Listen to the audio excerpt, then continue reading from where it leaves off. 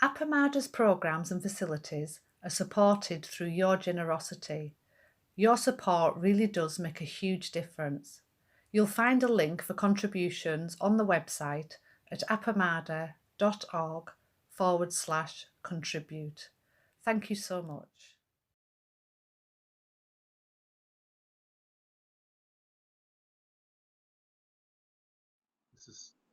I'll be remarking on this later on, but I just want to say how much I appreciate the chance to be with all of you. I know that I owe everything I want to talk about right now to the fact that I am carried in an ocean of sincerity and dedication and love. And I want to talk about some things that arise out of that for me. Even a couple of difficult things that I'll get to toward the end. I'm going to present some ideas, and then I'm going to present something that makes me doubt everything about those ideas. So I hope you will stick with me on the journey for this.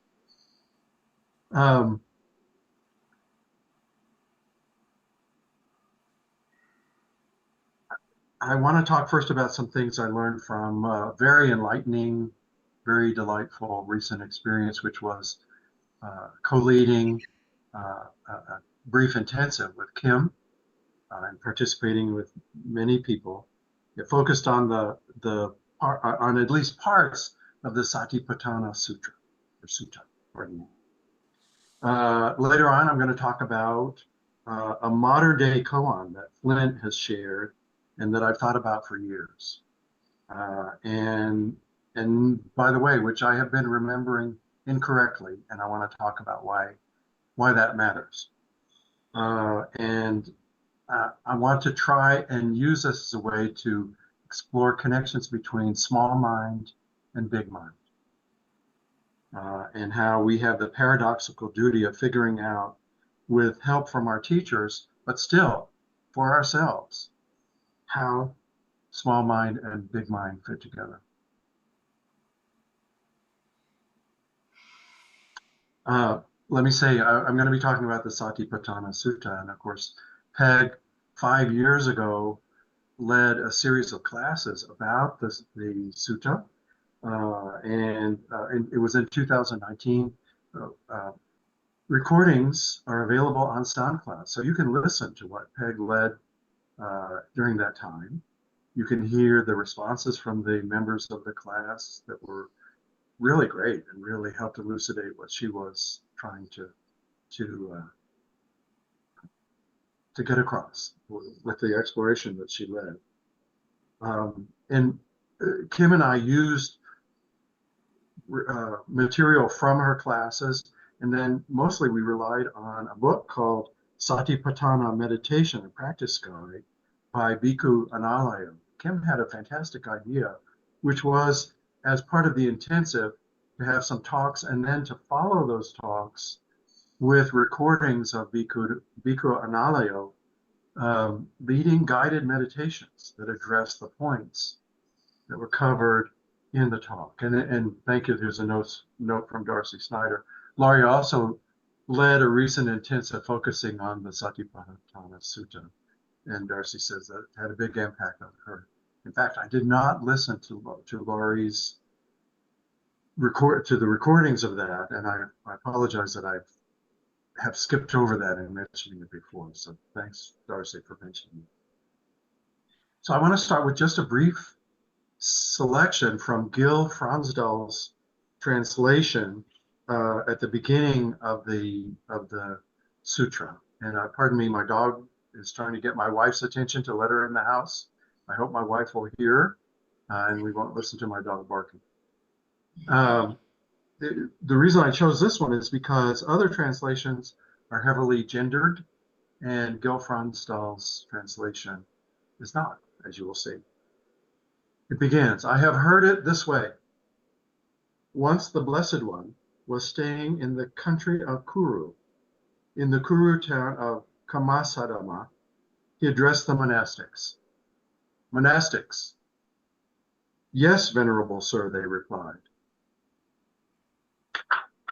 Monastics, this is the direct path for purifying beings, for overcoming sorrow and lamentation, for vanquishing pain and distress, for attaining the right approach, for realizing nirvana, namely, the four ways of establishing awareness. What are the four? Putting aside greed and distress for the world, a monastic observes with ardor, comprehension, and awareness the body itself. Putting aside greed and distress for the world, a monastic observes with ardor, comprehension, and awareness feeling tones in themselves. Putting aside greed, distress for the world, a monastic observes with ardor, comprehension, and awareness the mind in itself. Putting aside greed and distress for the world, a monastic observes with ardor, comprehension, and awareness dharmas in themselves. How, he says, do you go about doing that? The Buddha says. Here's an example. Breathing in, one knows. Breathing in long, one knows, I am breathing in long. Breathing in short, one knows, I am breathing in short. Breathing out long, one knows, I am breathing out long. Breathing out short, one knows, I am breathing out short. One trains oneself. Breathing in, I experience the whole body. One trains oneself. Breathing out, I experience the whole body. These are brief excerpts from a very long discourse. He continues later. In addition, monastics, when walking, a monastic knows I am walking. When standing, one knows I am standing. When sitting, one knows I am sitting. When lying down, one knows I am lying down. And after many examples and guided meditations, the Buddha says, he concludes with an amazing conclusion. Does anybody remember it? It has to do with the amount of time to be spent engaging with the sutta. I see a couple of smiles because I made a big deal out of this at the beginning of our retreat a couple of weeks ago. But here's what he says.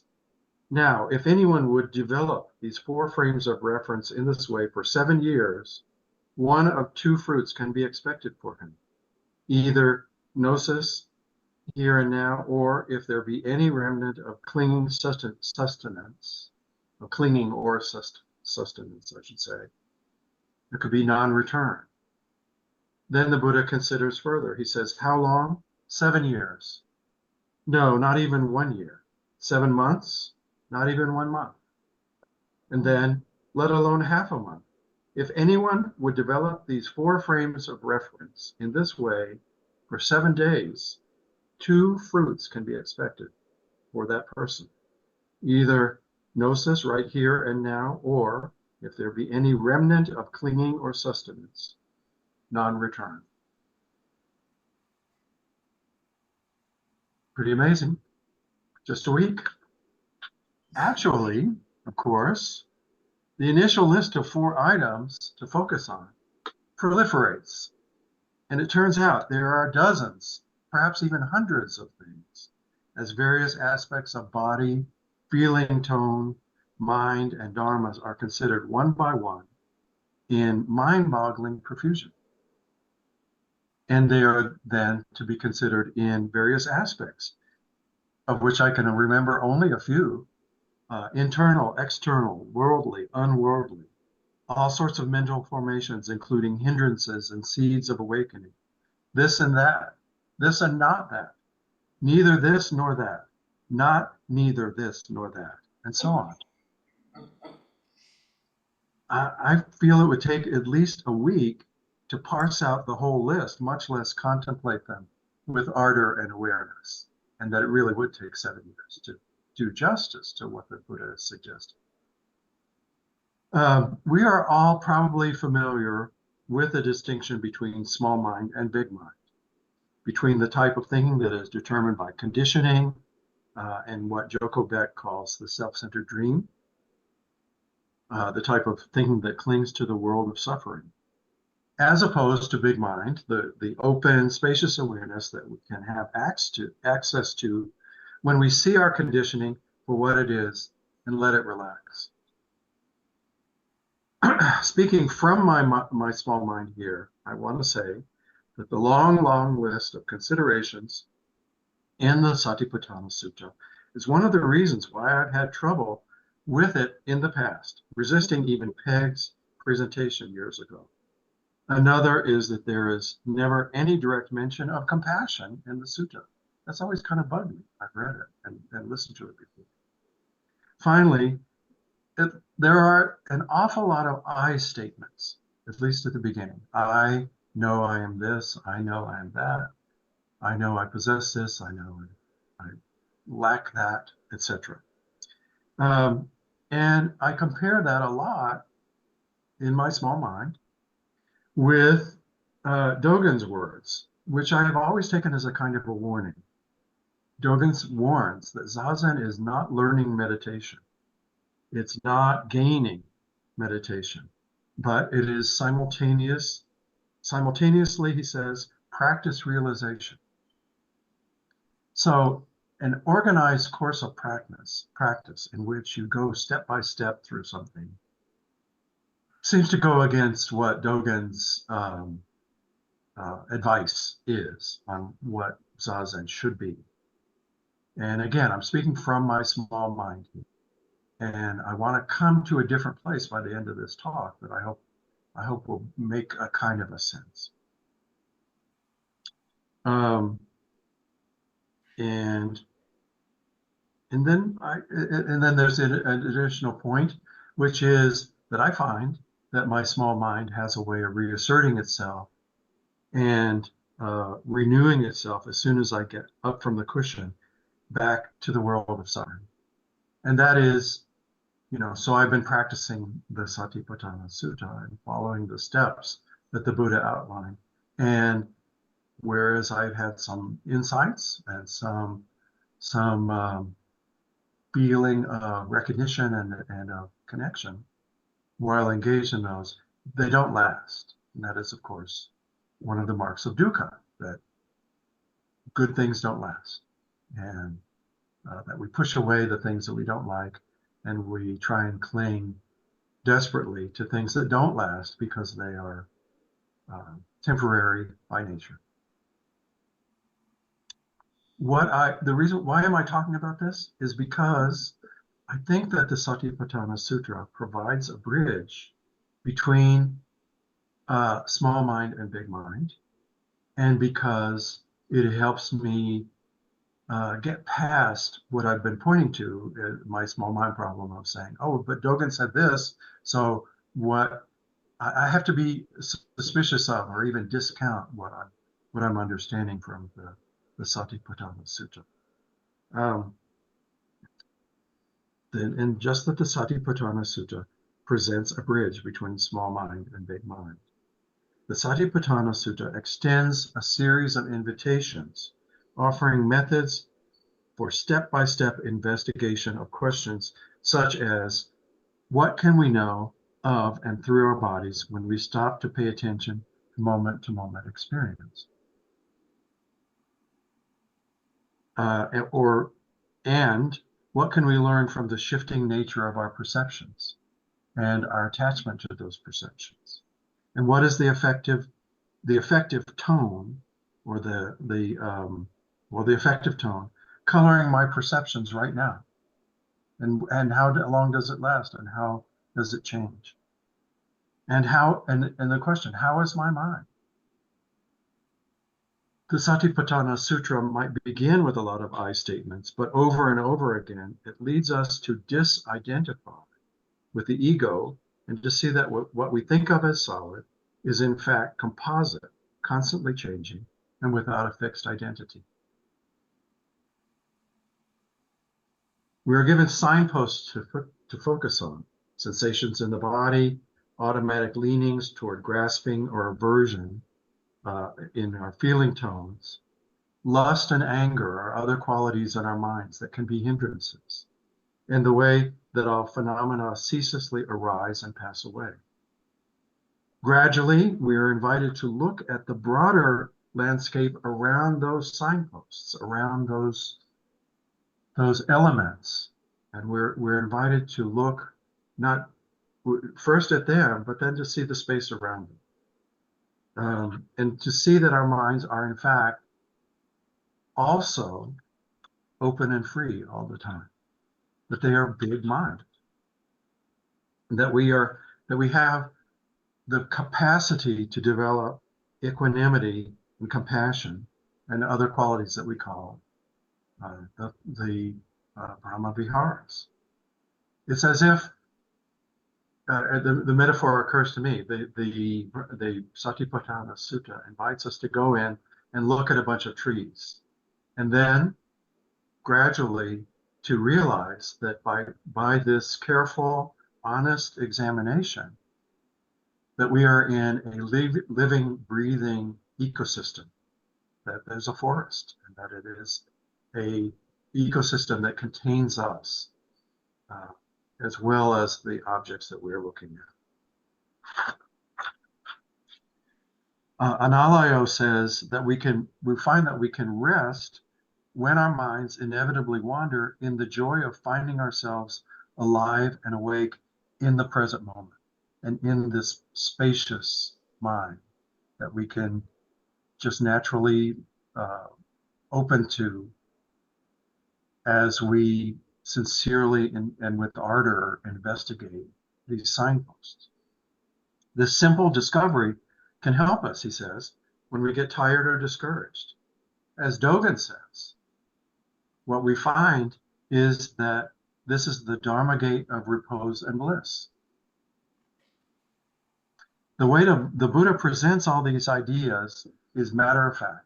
I said this during the intensive, and I think it's really important to say it now. It's matter of fact. There's nothing supernatural. There's nothing holy about this type of investigation. There are challenging requirements. We need to have a keen, ardent interest, energy, and open receptivity, as well as a balanced and unbiased capacity for observation, meeting moment-to-moment experience, as Analayo puts it smilingly. So we have to disengage from the stories that our small mind tells us in order to engage in this type of investigation. But again, it is so gradual and so incremental that I think the Buddha is really helping us a lot in this process of disidentification with small mind and engagement with capacities that we can find within ourselves.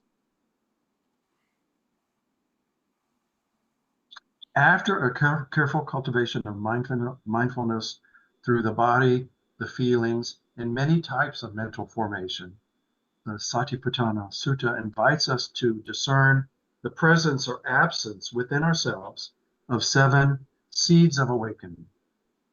When we find in the search within our minds and our actions, or what we find in the search within our minds for the seeds of awakening, is that the search itself is a mode of awakening to mindfulness, curiosity, energy, joy, tranquility, concentration, and equipoise. Not equanimity in Analayo's translation, but equipoise, a balanced consideration, not resigned consideration in the sense that it can sometimes be attached to equanimity, but balance. And again, we can only see these qualities or the absence of these qualities from within a big mind, from within a spacious consideration that itself is full of compassion and gratitude. Analayo says, this is my final quote from Analayo, the very act of investigating the seeds of awakening, in a way, serves as a complement to our insight that body, feelings, and mind are empty, that they are not something we can truly own. At the same time, we do own something rather precious. That is the potential to awaken, which renews moment by moment. So I want to turn to this modern day koan, and I have to confess that I've been misremembering it for years, and I learned this from Flint a couple weeks ago. So here's a story that I heard Flint, that, again, I got this wrong, and you probably heard it right, and please bear with me as I say it wrong. But what I heard was a story that Flint was talking with his teacher, Zen K. Blanchard, and that at one point he said to her something like, I really did well in Zazen this morning. I was able to really be concentrated and really present, and it just felt great. And this is the way I remember it, and it's wrong. Blanche reacted with, as he says, the closest I've ever seen to anger from her. And she said, you don't sit Zazen. Zazen sits Zazen. So from small mind, all I remembered with that was the anger. I didn't hear, I mean, I did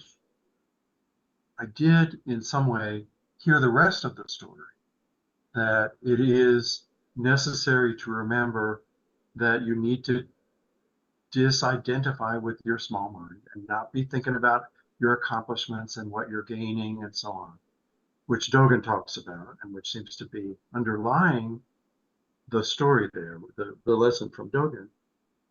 So I asked Flint about this a couple of weeks ago during a teacher's meeting, and he told the story this way. Blanche Hartman meeting with Suzuki Roshi for practice discussion after a morning of sitting, said to Suzuki Roshi, I feel like I really did well in Zazen this morning. I was able to count all my breaths and not lose track and really maintain focus, and had a joyous sense of spaciousness in my sitting this morning. And then, as Flint told the story a couple weeks ago, Blanche said, Suzuki Roshi reacted with the closest I've ever seen to anger. He almost got up out of his seat and said, you don't sit Zazen. Zazen sits Zazen. So for me, that's a very powerful lesson in this relationship between small mind and big mind. Like, I heard that story and I filtered it through my own family drama in which a child brings forth an experience of discovery and even enjoyment, and is met with a kind of dismissive answer, even anger. But the story was not that. It was the story was Blanche telling about an experience that she had to gently help Flint see. Oh, and I'm sorry. So I asked Flint, I said, Flint, God, I've understood this all this time. So that was something Blanche was talking about Suzuki Roshi, not you getting this response from Blanche. He said, well, that's right, but it's because I had brought a similar sort of thing to her. And she was gently telling me this story as a way to help me not make the same mistake. So, again, why am I talking about this? First of all, it's a story that has had a big influence on me. It's one of the things that really made me uncomfortable with trying to connect with the Buddha's lessons from the Satipatthana Sutta. And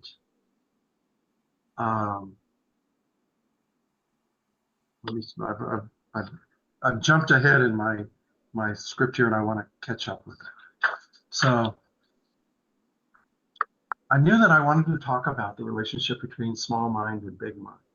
And this just seems like a great example for me of how it is possible, even in sincerity, to mishear things and to have the capacity to rehear things as Blanche guided Flint to do, and as Flint has guided us so well, and Peck has guided us so well over time, to not be tricked by our earlier reactions. And I will say, in my case, to have the courage to ask Flint, Flute, I'm pretty.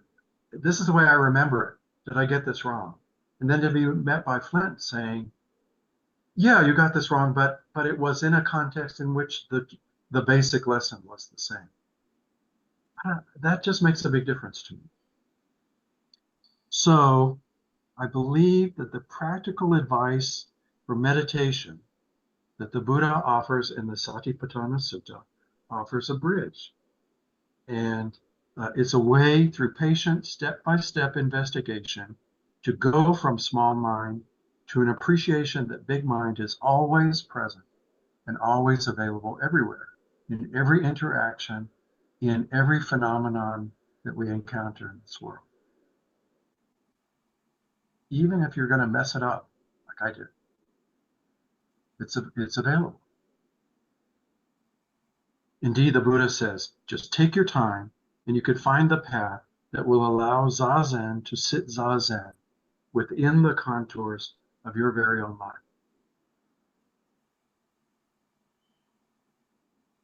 I believe that trying to reason things out is actually not a bad thing. The Buddha told the Kalamas early in his career, use your reason. Test things out for yourself. Are they wholesome? Are they leading to awakening? Can they give you a greater sense of freedom or not? And use your reason to help you figure out what will be most beneficial to your life. In his last words to the few remaining attendants that he had in his life after all his other followers had abandoned him, he says, be a light unto yourself. Use your reason and your experience to test out what is the appropriate path for you. Don't as he told the Kalamas, don't rely on authority. Don't just go by scripture. Don't just do things because somebody charismatic told you. Check it out. So what I want to say is that this is a very important um, uh, series of stumbling blocks on the path for me, and that I'm really paying attention to what Peg and Flint and all our teachers have told us, that the obstacles are the path, and that being able to go through small mind to see the openness of big mind is an important part of my path. So thank you. That's my talk for today. I invite any questions. Although how you could formulate a question out of that mishmash of stuff, I don't know. Hi, Kim. Hi, so I don't think we should dismiss the small mind. Socrates did that when he was facing the hemlock that was going to put him to death. He said the philosopher would want not to have a body because then he could see things clearly. And I think a lot of, in our Judeo-Christian religions, we see getting rid of the flesh would be great. And I think it's really important that these are two sides of the coin, and we need the small mind to get the data to work with it, to become enlightened. And that we should be grateful that we have a small mind rather than, trying to leave it at home and then come here with big mind. So, Right. So anyway, Yeah. I many times I thought to myself, if only I didn't have a small mind. But we really need it, and that's what's so beautiful to me about Buddhism is that it takes the information from the small mind, or even about the Satipatthana. half of the picture is having these feelings and thoughts and bodily sensations. And then, but now we have another way of dealing with them rather than just to be overrun by them. Thank you. That's a beautiful way of saying it. I was in a class led by John Eric and Jessica Steinbaumer on Saturday mornings for the last couple of weeks. And I mentioned this to a number of people over the last week or so, that in the first meeting of the group, the title of the meeting of the class was Calming the Mind. And I took part in it, and Jessica and John Eric led us through an exercise at the beginning of saying where we were in the present moment, thinking about what we were experiencing in the present moment and trying to put that into words using the formulation of talking about our body, our mind, and our hearts. The hearts being the affective domain of connection with others. And we went through this, and we went through the body, we went through the mind.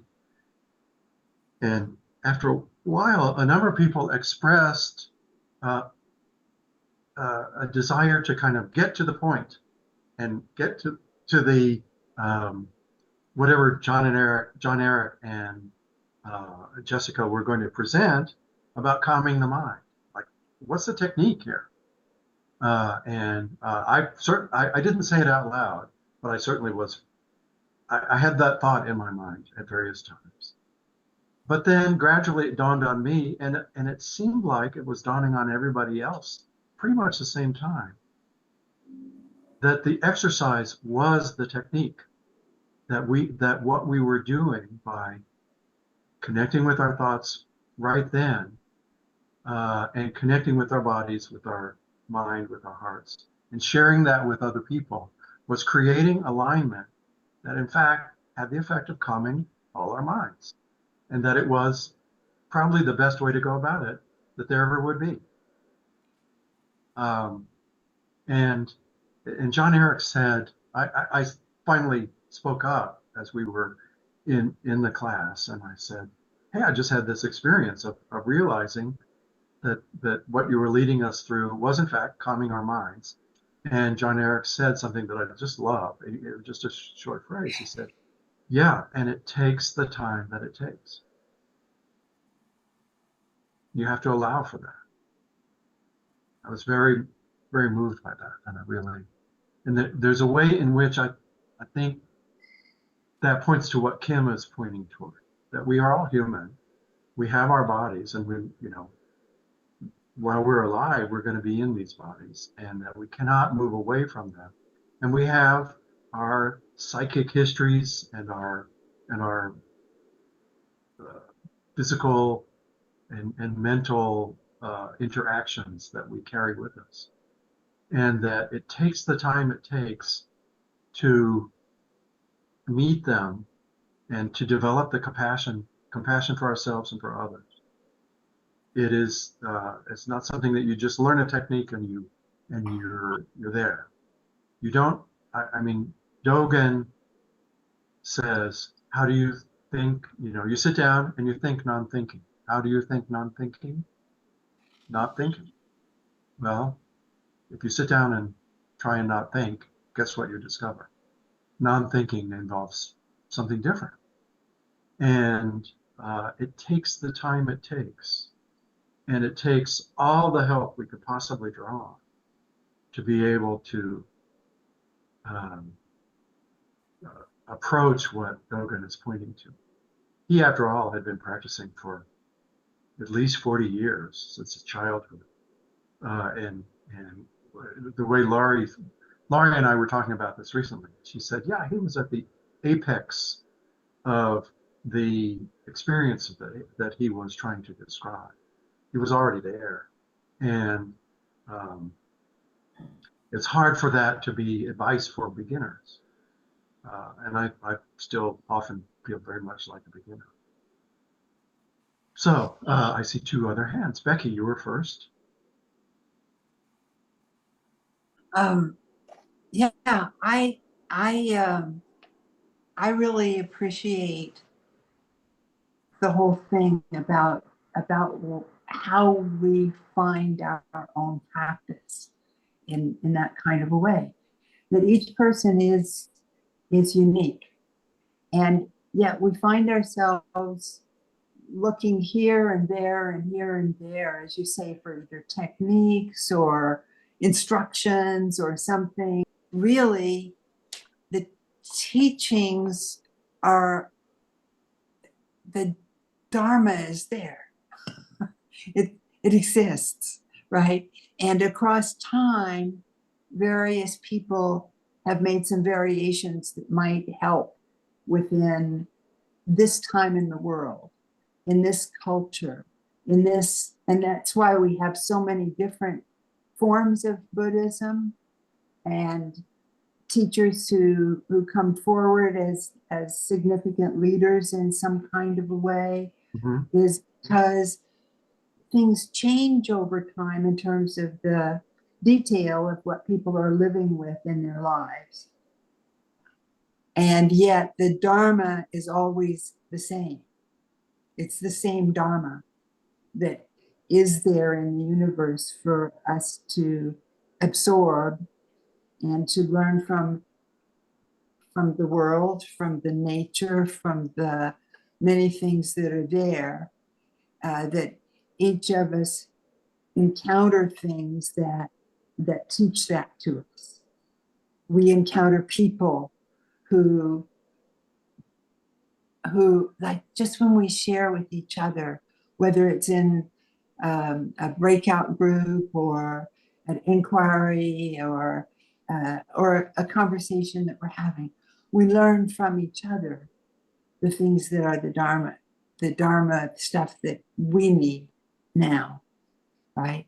And to me, the excitement for me about the I never can say all the words, but the last intensive that you and Kim gave is that clearly in putting it together, the big picture and then the incredible detail about what kinds of things are going on in our life that we essentially need to be aware of.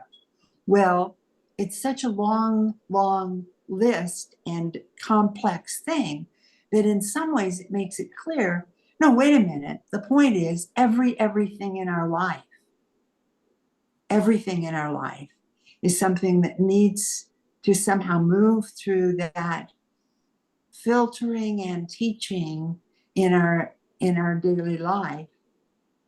And yet in the detail, we couldn't possibly make it through a day if we absolutely took everything that happened and moved it through all of those things in real time, as opposed to as our practice is more in place for us, you know, that we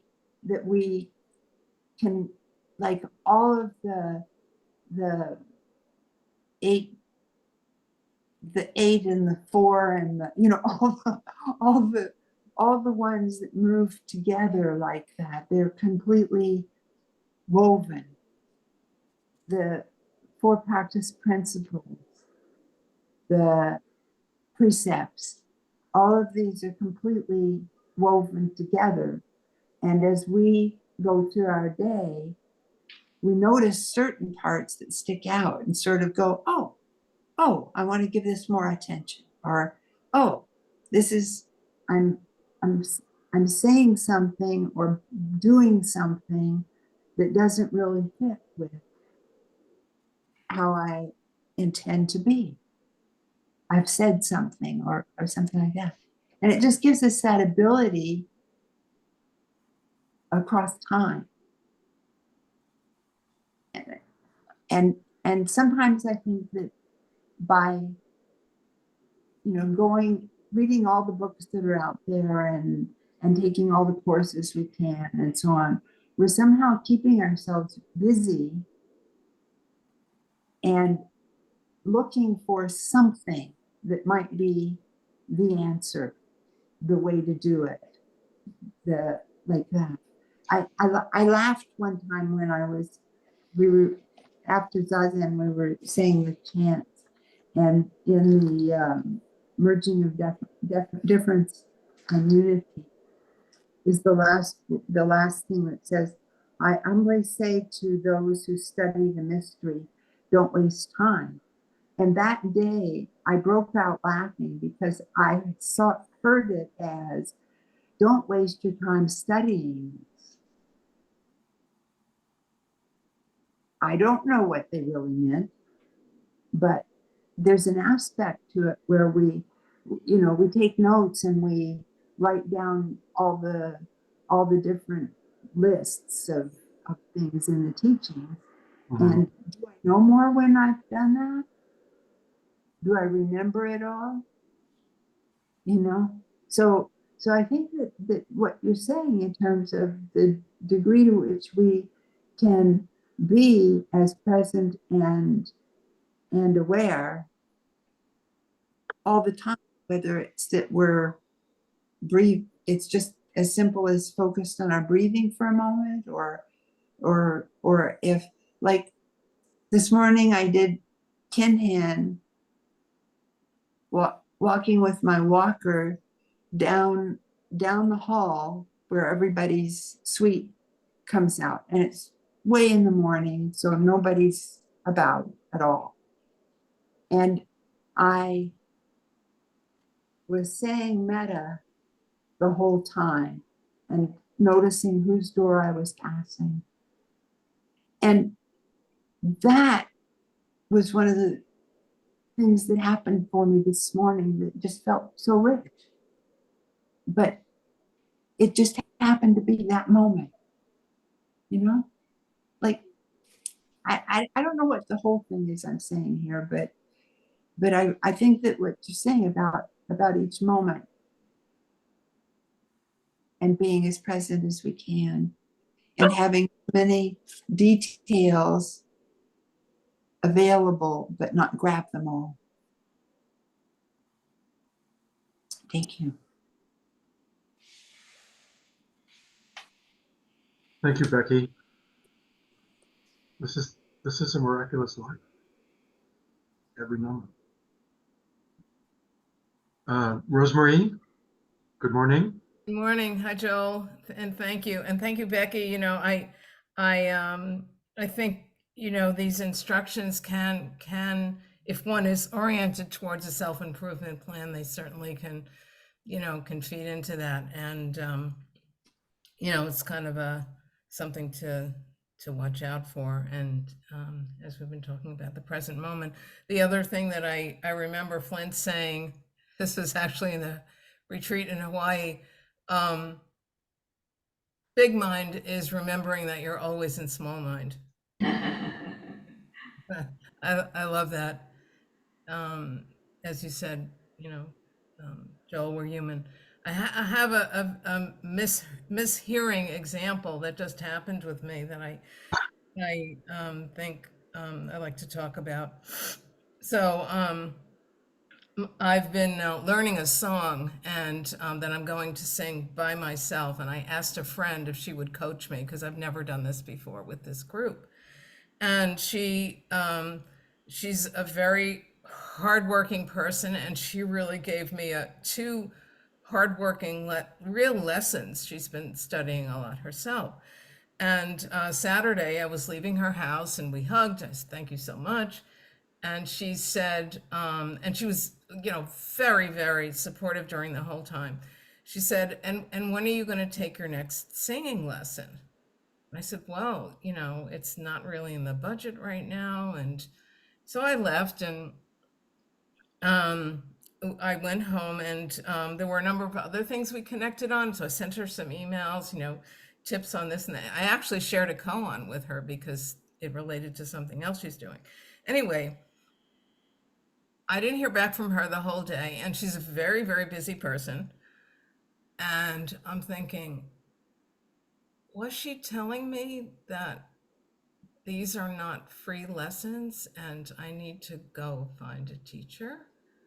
And yeah, and I thought that's possible, I don't think that, but it's possible that anyway, she got unbusy by late in the day and got back to me on all of my emails, and it was completely opposite of what I thought. She said she was so happy to do this. Oh, well, I left out the fact that I invited her to lunch as to show my appreciation. And, she said, I love doing this with you. Let's do more. And you're so generous with me all the time and with others. And I mean, it was completely opposite. So that was a big, big lesson for me. And I just wanted to share the I know, Joel, you identify with the mishearing. So I just wanted to share that. And,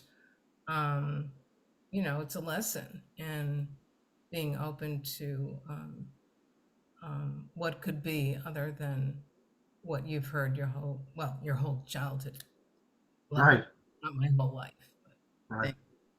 Thank you for telling that story, because to me, I mean, it's a wonderful lesson in just what you're pointing to, and that it seems like it's a way of you being able to appreciate the goodness of your friend and the goodness of this experience to you. And it's one of those things like Robert Hansen or Rick Hansen says, you got to do something to let good experiences register. Otherwise, they just slide away. And it seems like you sharing that is really letting that in. Thank you so much. And it's such a great lesson. I see Anne's hand raised. Hi, Anne. Hi. I wanted to ask you a question about the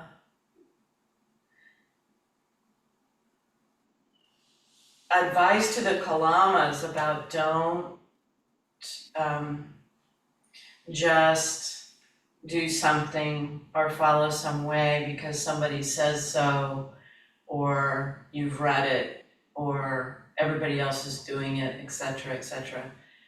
And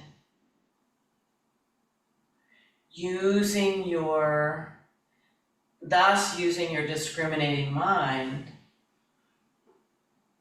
and the difference between that and reacting from conditioning. I know one example of that for me was my reaction to learning internal family systems from Peg, that I had an instinctive, what felt like aversion to that whole system. And the group of people I was with when I was learning that, everyone wanted to know what was my resistance about. I think I was one of those people at the time. I remember you talking about this with me. But please, So how do I know how I'm using my discriminating mind to discover what's true for me is reacting out of conditioning?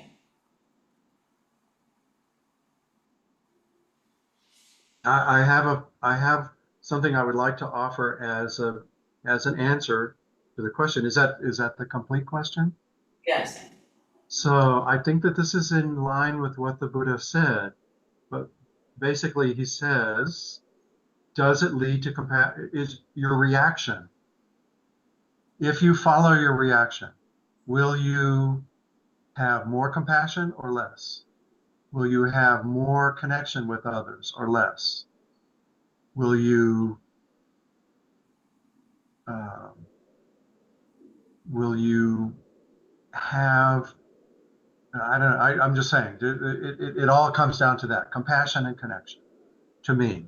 So, will you have more of a sense of freedom in your life, or will you feel more closed in? Like in the self-centered dream, we can do things that are self-protective, right? We can avoid experiences that make us uncomfortable, but we can evaluate whether or not that avoidance works for us. Is it helpful to not listen to something that we have a reaction to, that an idea that goes against other teachings like the Shin Ming, it's like or various other teachings. The the discrimination between good and evil is the primal disease of the mind. It's like, oh, well, if I'm doing that, I'm exercising the primal disease of the mind. And yet, which one that if we can hold both those things and be willing to uh, sit with the discomfort of exploring further, uh, it may lead to a greater sense of connection, compassion, and openness and freedom. Um, that's my answer. That's what I try and use as a signpost, or as guidance for that. And it's helped me get through a lot of uncomfortable stuff. Like, okay, I know I'm not liking this, but I'm just going to go ahead and listen, And what was so you had an introduction to internal family systems therapy, and then you've heard it mentioned and applied 10,000 times since. What is your reaction since? My reaction says that's not really my way. I can see that many people value it and it offers insight to many people, but it doesn't connect with me in the way that it seems to connect with a lot of people.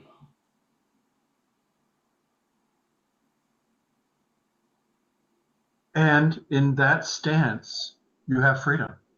Other people can be who they are, and you can be who you are, and nobody has to be wrong, Right. right? So that's freedom to me, Yeah. or a variety of it, right? Yeah. Yeah. Thank you.